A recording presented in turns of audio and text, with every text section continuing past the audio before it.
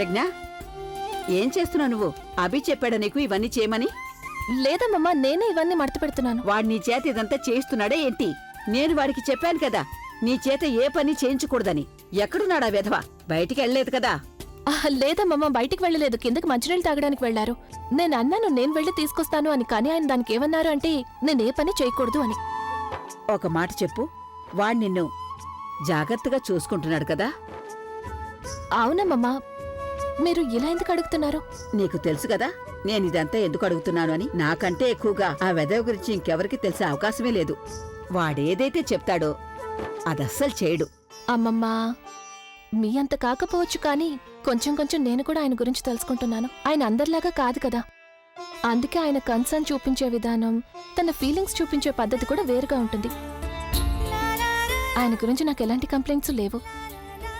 చాలా నచ్చుతారు నాకు ఆయన. ఎంతో విచిత్రంగా ఉంటుంది. చాలా సంతోషంగా ఉన్నాను నేను. నాకు నీ మాటలకి చాలా సంతోషంగా ఉంది. ఏదైనా లోటున్నా కూడా నువ్వు దాంట్లో మంచినే వెతుకుతూ ఉంటావు. ప్రజ్ఞ, నీలాంటి కోడల్ని పొందినందుకు నేను చాలా సంతోషంగా ఉన్నాను. చాలా. నాకిలాంటి కుటుంబం దొరికినందుకు చాలా సంతోషంగా ఉన్నాను. ఎప్పుడూ ఇలా సంతోషంగా ఉండు తల్లి. వస్తాను.